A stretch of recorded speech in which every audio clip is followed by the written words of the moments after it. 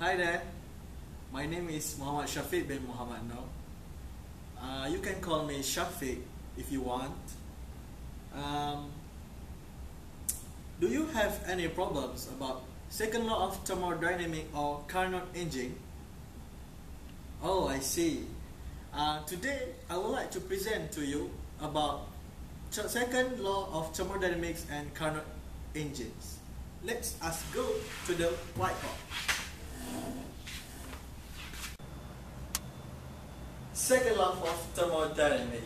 Let us say a simple word. Heat always flow from hot to cold, never cold to hot. Such as if I take a bottle and I put into a box of ice and the cold doesn't go to the bottle where there is heat, but the heat went to the ice cube and melt the ice cube.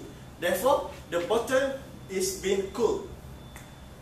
Let us talk about the thermodynamics.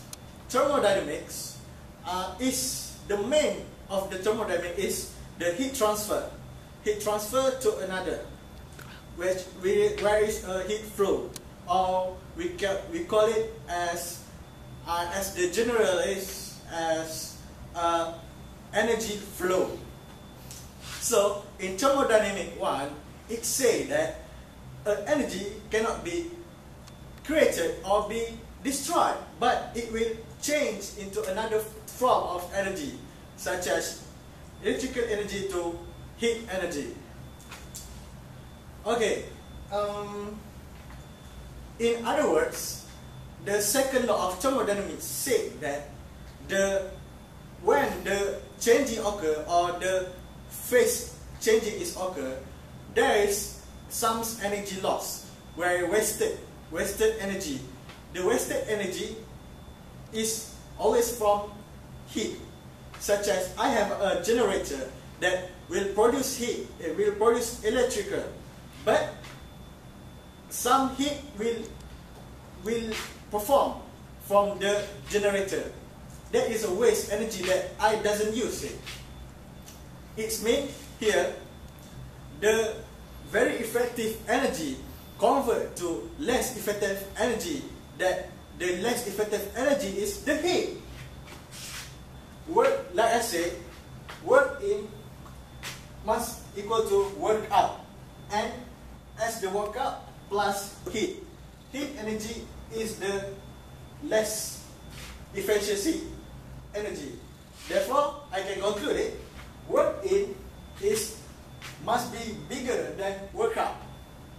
That's all for second law of thermodynamics. Okay, now I would like to continue about second law of thermodynamics. There is three main things on second law of thermodynamics. First, one way. What is the meaning of one way? One way, which the process occur in one way and not reversely, but it can be at the same point, but it must flow, it must through many flows. Kelvin Planck statement. Kelvin stated that no heat engine whose working fluid undergoes a cycle can absorb heat from a single reservoir, deliver an equivalent amount of work, and deliver no other effect. And lastly, Clausius' statement states that no machine whose work fluid undergoes a cycle can absorb heat from one system, reject heat to another system, and produce no other effect. What I want to explain about both statements of the second law are constrained on first law by identifying the energy goes downhill and close with the concept of perfection. That means the difference between two of these statements, which in Kelvin's statement it absorbs, but in Clausius' statement it rejects heat. It means Cassius state that there is no such thing that reject heat. Kelvin said there is no such thing that absorb heat for a single reservoir. Okay, let's continue about something I want to explain to you. I give you a station where I drop a cylinder and I put a shilling here. You can see I put a shilling, and in here there is air. There is air in this cylinder, and I put a small rocks up here to maintain the pressure of the cylinder. Therefore, it is equilibrium form. So it has its temperature, maintain temperature, and these systems are equilibrium. But what if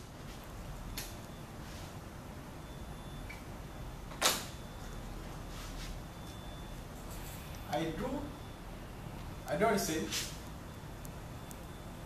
and I put a reservoir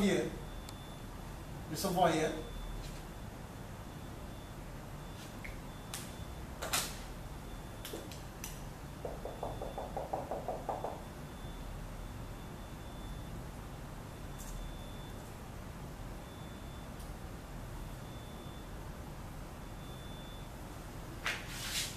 to maintain the heat. Therefore, the temperature in here will still the same. When it happens, the reservoir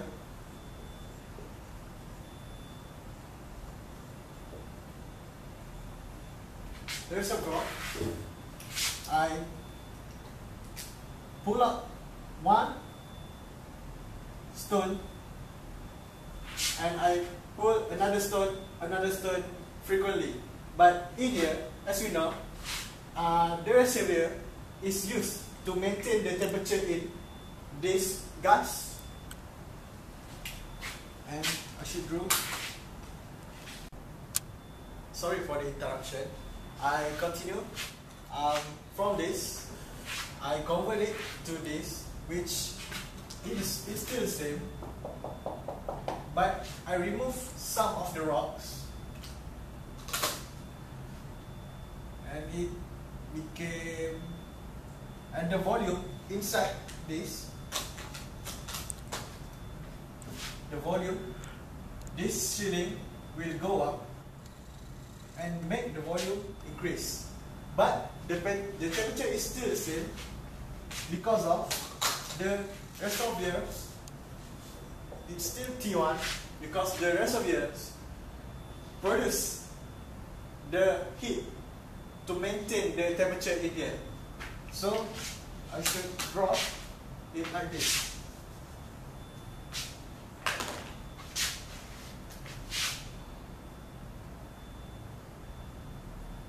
You can see the different.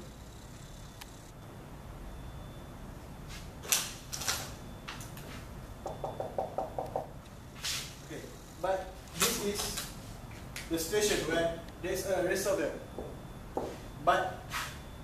And for this, we can state it as a B. And this is A.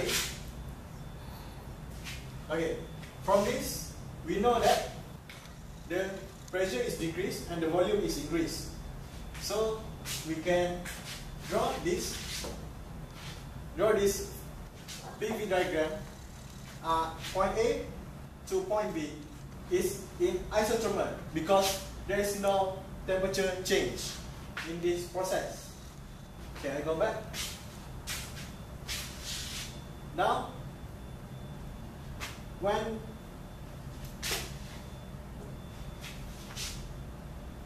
this happened, I took out the reservoir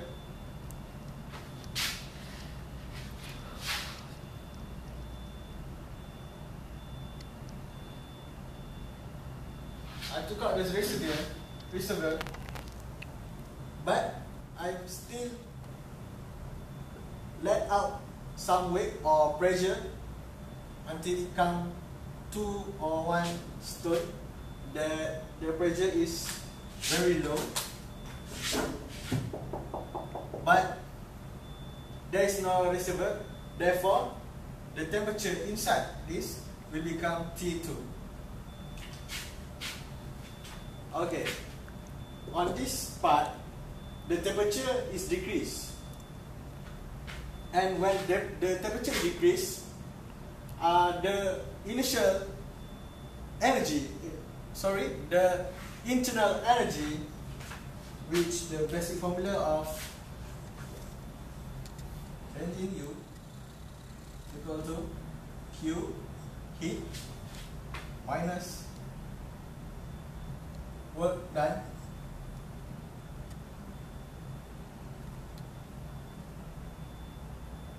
this stage C stage. I call it C stage because it has done an adiabatic process.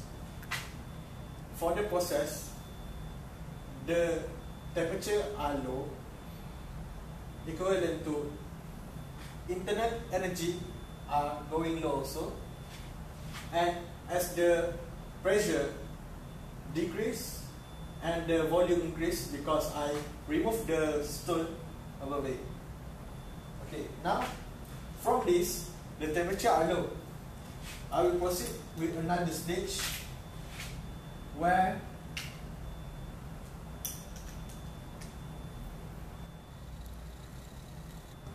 the stage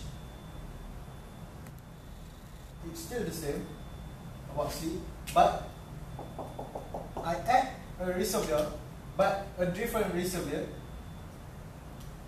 which the reservoir is used to maintain the temperature of second, which means when I insert stone,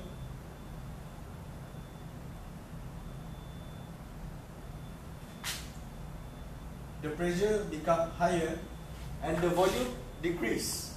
When the volume decrease, the temperature should be increased, but the temperature, the heat that produced from this work will eventually go to this reservoir, so the temperature are maintained. It's still T2. I put some of the until, so this point, at this point, the temperature are still the same, and this point we can plot it as D process. In this, the volume are decreased, as you can see, and the pressure are increased slowly, and the work done, as you can see, we can find it by calculating the area below the graph, below the line. So, to move D to A, we remove this reservoir and we continue to add the stone until the weight of the stone are equivalent to the A. I should draw.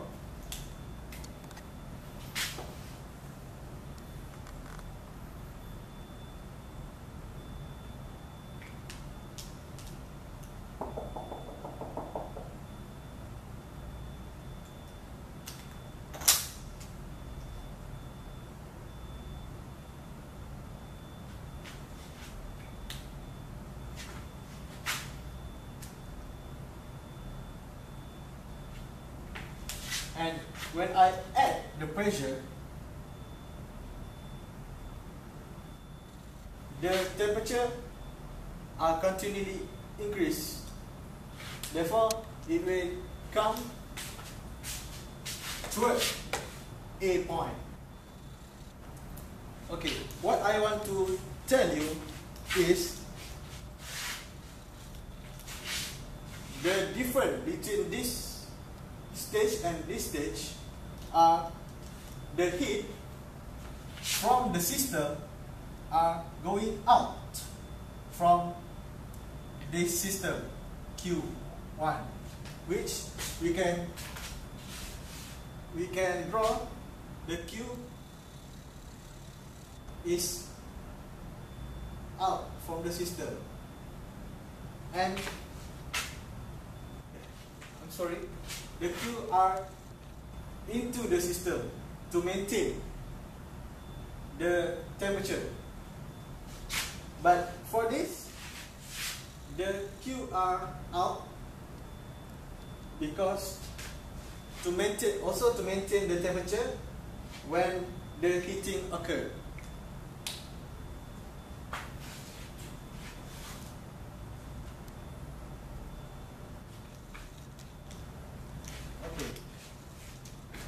Adiabatic.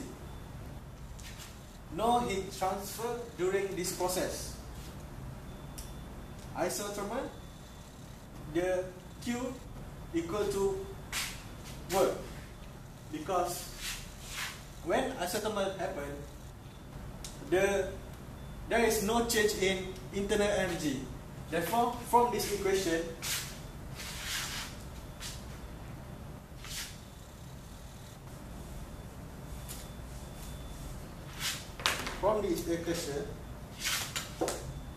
you can write as 0 equal to Q minus work done, and Q equal to work done. This is the proof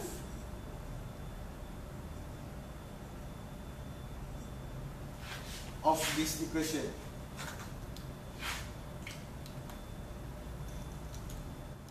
I think that's all for Carnot. Let us have some example to make you more understand about this. Listen. Okay, now we continue with our examples. This is our example. If you can read, I read it for you. 1 kilogram of air is taken through a Carnot cycle. Initial pressure air is equal to 1.73 mN per m squared, and the temperature is 300 degrees Celsius. For the initial condition, the air is expanded isometrically to 3 times its initial volume and further expanded adiabatically to 6 times its initial volume. Complete the cycle. Determine A. The pressure, volume, temperature at each corner of the cycle. B. The thermal efficiency. C. The work done per cycle. From this question, we could see there is some information given. So we must label it such as this pressure inertia, which we conclude as P1, and temperature inertia T1, which in degrees Celsius. So in this kind of question, the temperature we must change to Kelvin, and the addition of their information is expanded isothermally to 3 times, which means it expands 3 times in isothermally and 6 times expanded adiabatically. Okay, now we proceed to the solution.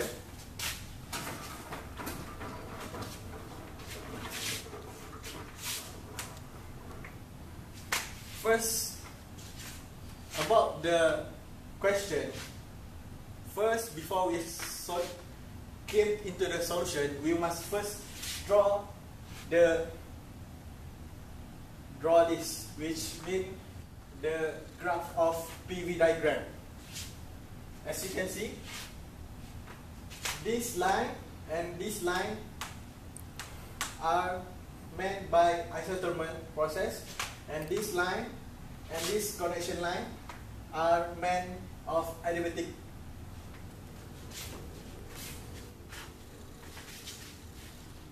For question A, for isothermal process which conclude in this line, the given pressure is 1.7 mN per m squared, and the temperature is 300 degrees Celsius. Now, according to the formula, we give that PV equal to MRT, which T1 equal to 300 plus 273, equivalent to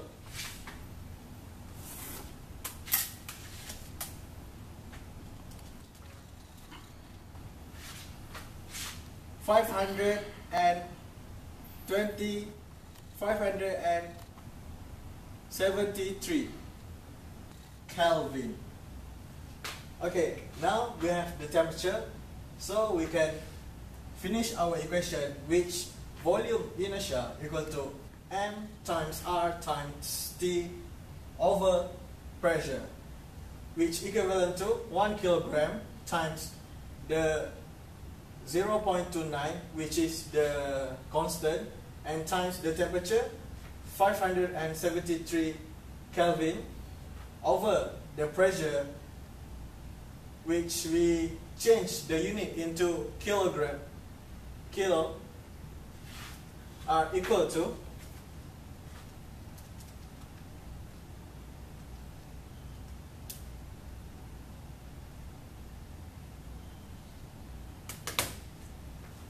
0.096 meter cube. Sorry.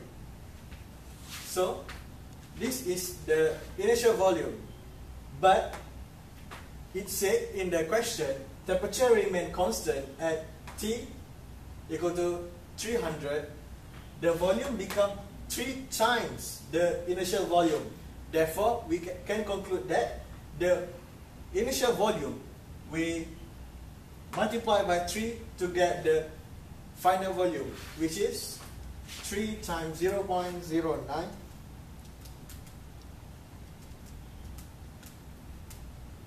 are equivalent to 0.288 meter cube.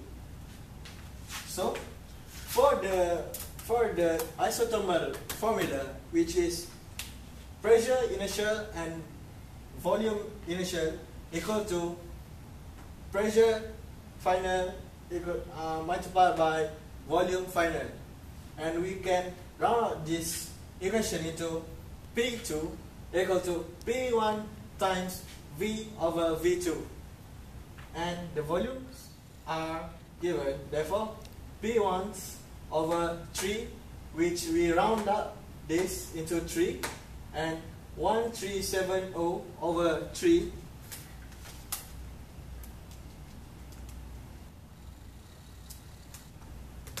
are equal to 456.6 K Newton over M squared.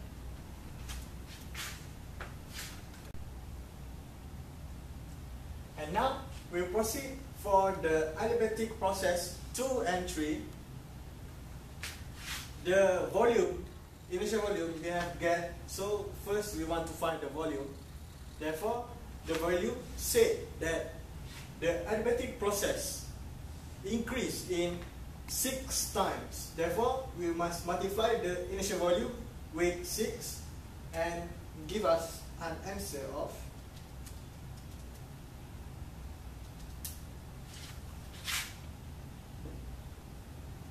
0.576 meter cube. For adiabatic process, the equation that we have is T2 over T3 equivalent to V3 over V2 to the power of K minus 1. And for your information, the K value are given as 1.4 K value. Therefore, we can change the equation to get the temperature 3, which derive it like this, and therefore we just enter the value, which T2 equivalent to 573, the volume 2 0.288 that we got just now, and 0.576 this volume, to the power of 1.4 minus 1 equivalent to, and the last we round up and we got answer of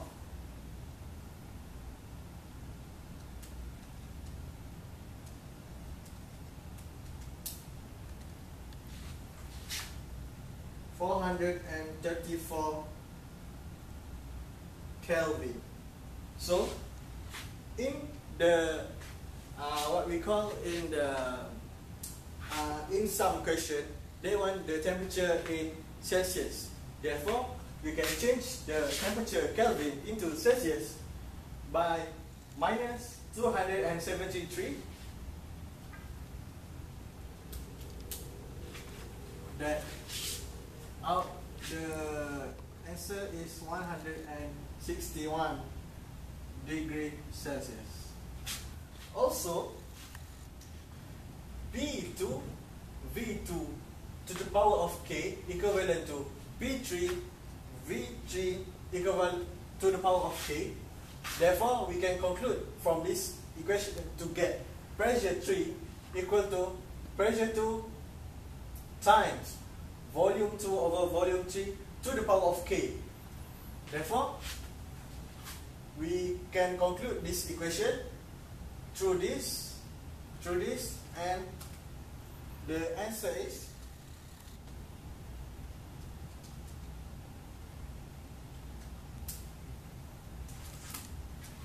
280 K Newton over meter squared. So, for acetone process 3 and 4, the temperature also the same, which is 161 degrees Celsius.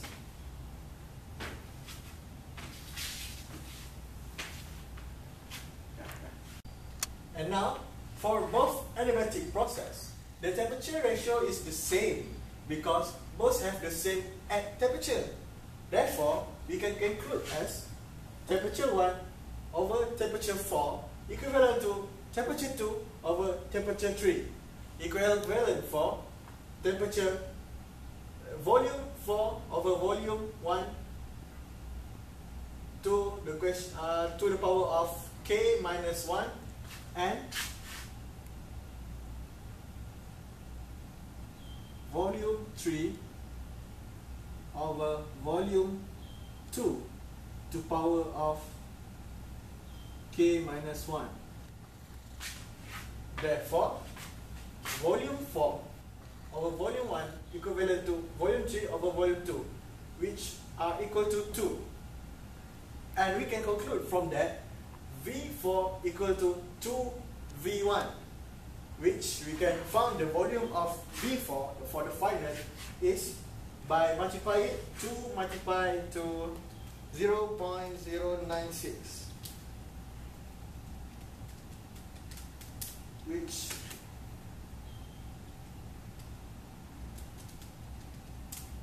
got the answer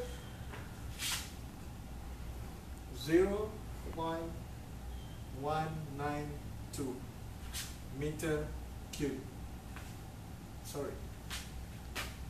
And for the isothermal process, P3 V3 equal to P4 V4, and we change the equation into this.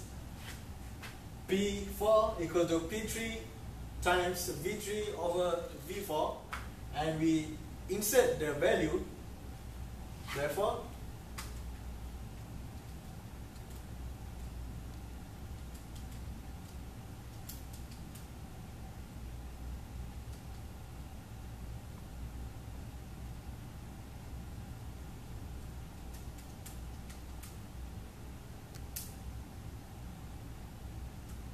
equivalent to 221.53 kilonewton per meter square. Alternatively, P1 Vk equal to P4 Vk. Therefore, P4 equal to P1 to the power multiplied by V1 over V4 to the power of K, equivalent to the initial P1 1730 times 1 over 2 to the power of 1.4 are equivalent to this and this, and as the solution,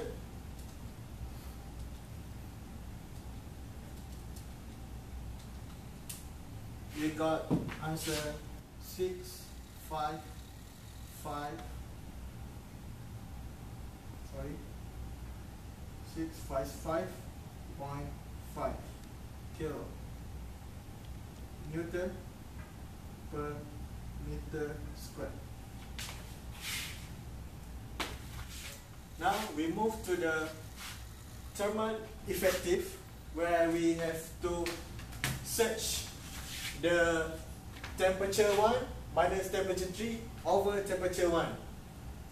Therefore, we insert the value in Kelvin, and as the result are 0.919%.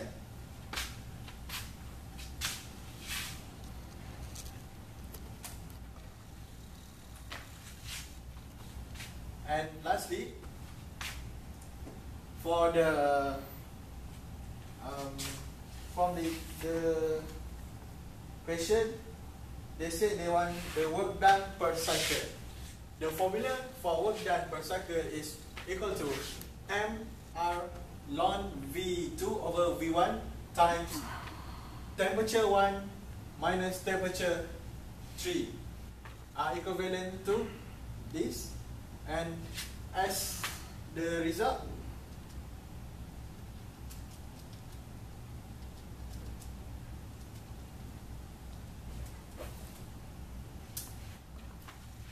we got 110.39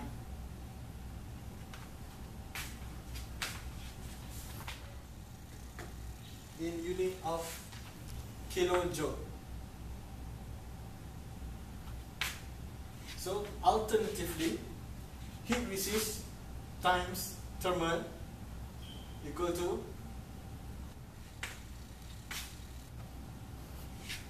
this, M